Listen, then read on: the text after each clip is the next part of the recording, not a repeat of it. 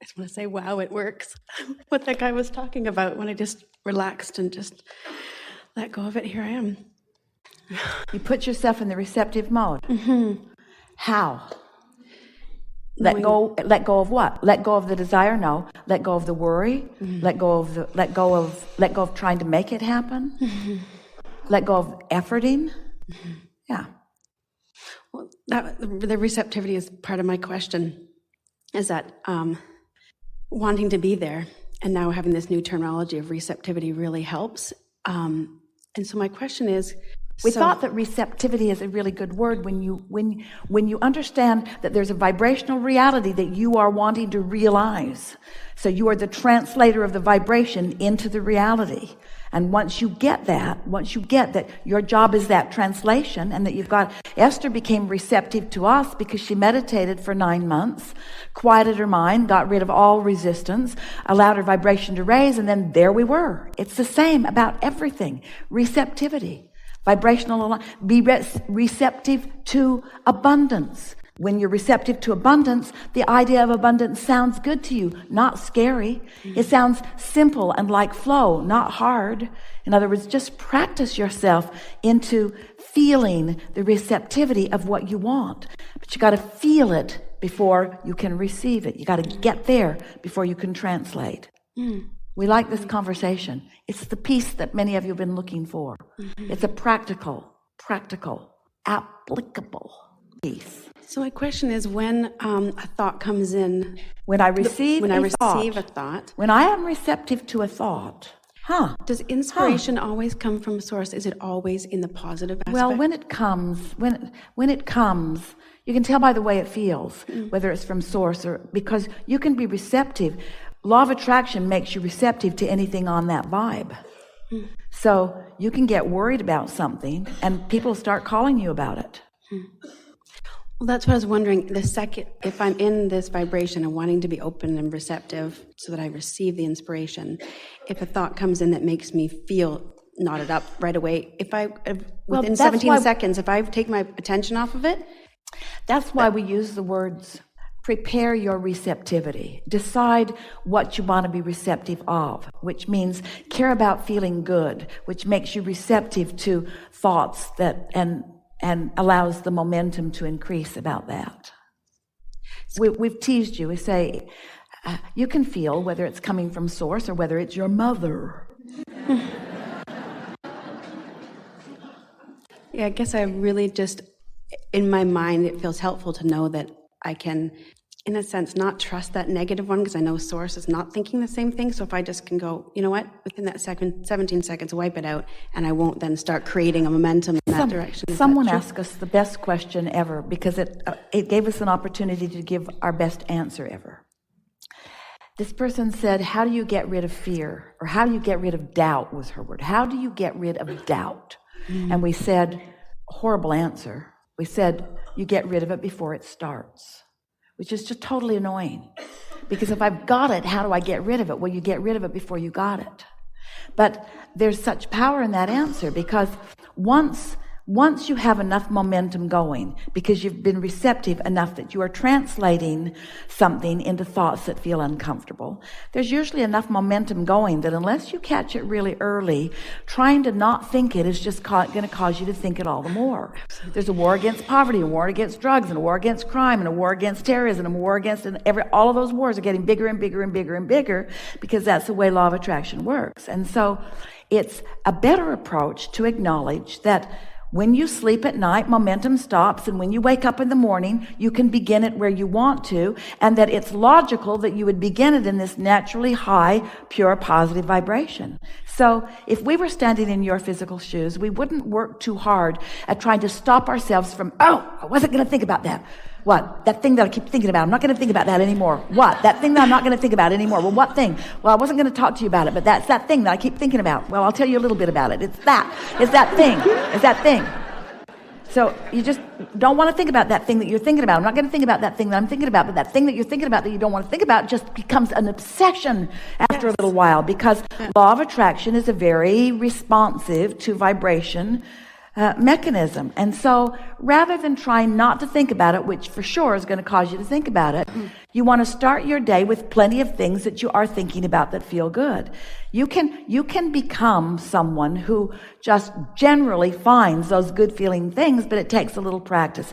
And the most important thing is, don't tense up about what you are thinking about. Look for the value in whatever thoughts are coming. Say to yourself things like, well, this must be my point of attraction, and I'm not sure right now whether it's a bad thing or a good thing that I'm receiving about this, but it's no big deal because I've got control over the thoughts that I think, and law of attraction is my friend, and I've got this guidance system, and it's no big deal. And just don't become fitful or too thoughtful about what you're thinking. In the early days, we called this gathering the science of deliberate creation.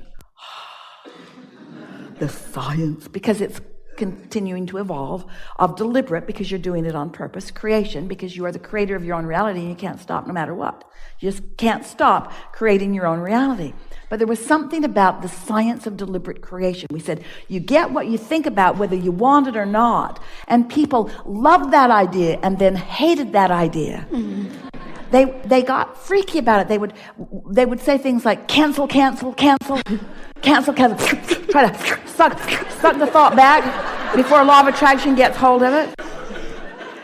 And that was when we began talking about the art of allowing, which is the art of receptivity. The art of allowing what? The art of allowing your alignment with who you really are. The art of allowing your connection to who you really are. The art of allowing yourself to be the receiver of the ideas and inspiration and progress and momentum. The art of allowing yourself to see your path and get on. The art of allowing the joy and the fun and the clarity and the worthiness that is really who you are. The art of allowing you to be here in this moment. Most of you are not just you, most humans are not allowing the fullness of who they are. Your animals, those furry little beasts, they are, for the most part. Look at them. They're full of themselves. They're not trying to get your approval, and if they are, that's a really sad thing. They're not trying to get your approval. For the most part, they are extensions of source and following, and you call them instinctual. You say, oh, they have instinct. We say they have receptivity. That's not instinct. That's not some memory bank that they're tapping into. That's not built into their DNA. That didn't come with their genes. That they came with big time hiccups. In other words, they don't think like humans. Good for them. They don't micromanage, and they don't overthink things, and they don't struggle with things. They just be. They just be in the most receptive mode that they can be in most of the time. You have the privilege of being around some of them, especially those in the wild. Those are the best. They're not trying to get your approval. Esther went up to the top of the treehouse, face to face with a fox. She said, hey. Fox said, hey. Esther said, what are you doing up here? The fox said, what are you doing up here? Esther said, I'm going to leave you to your treehouse. The fox said, that's just the way I thought it would come down.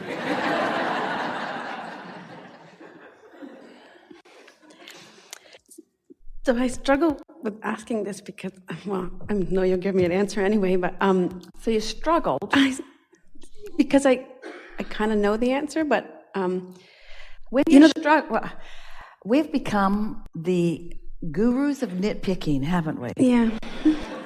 Do you really want to begin a conversation with the word struggle? No. Does the word struggle represent how you feel in this question? No, I would like to know the answer. But wait, walk through this with us. In other words, how do you get rid of doubt? You get rid of it before you've got it. So how do you get rid of struggle? In other words, don't ask the answer to this question to eliminate the struggle. Eliminate the struggle, and then you will be receptive to this answer. Okay. Can you hear the difference? Yeah. So instead, it's a curiosity. I'm curious if...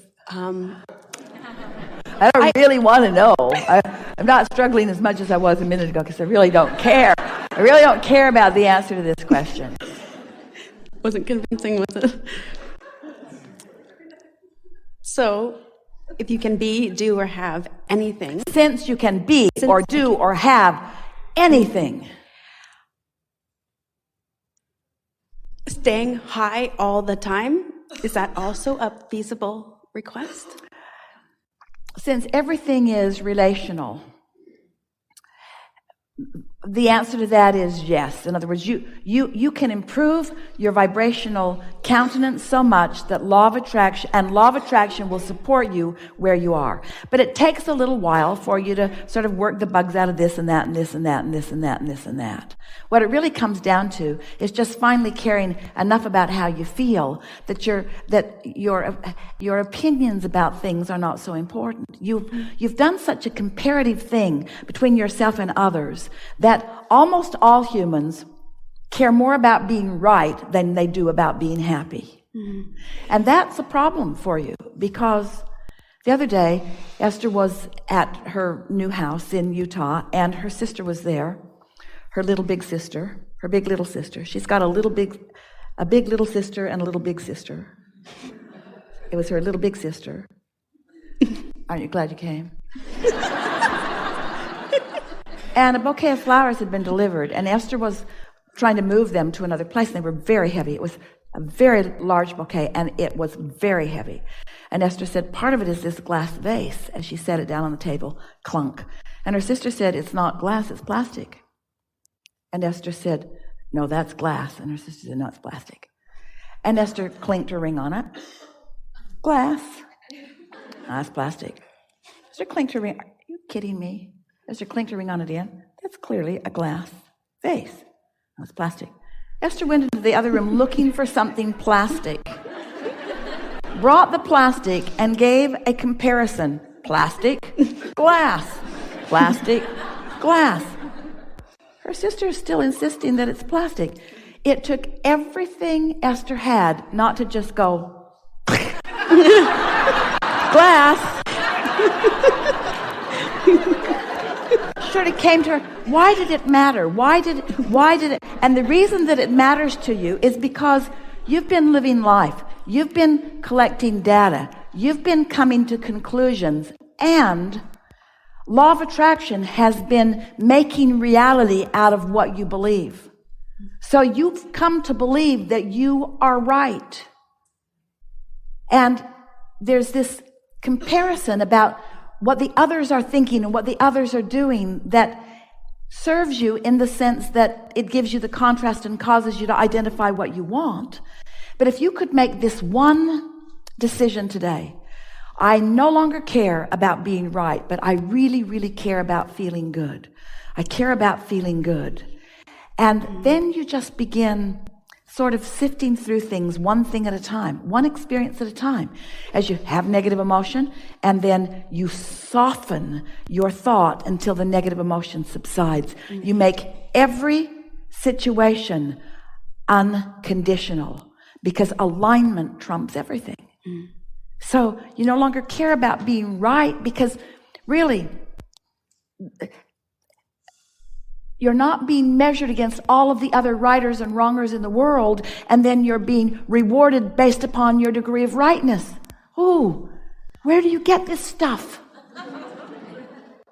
You are pure positive energy, focused here and now, allowing a little bit or a lot of all that you are to explore and receive the perfection of this moment, you see.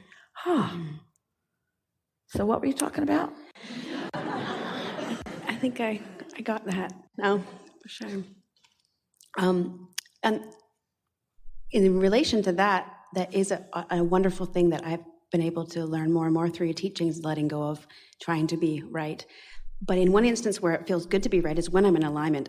My decisions, for me, only me personally, they feel so right and it's so clear. Because what the true definition of rightness is clarity. Yeah. And what the true definition of clarity is alignment. And what the true definition of alignment is in sync with broader perspective, who knows the big picture, who knows the whole of everything. When you've got that kind of clarity going on, Doesn't that feel wonderful? Absolutely. Ambivalence is so annoying. Clarity feels so good. Yeah.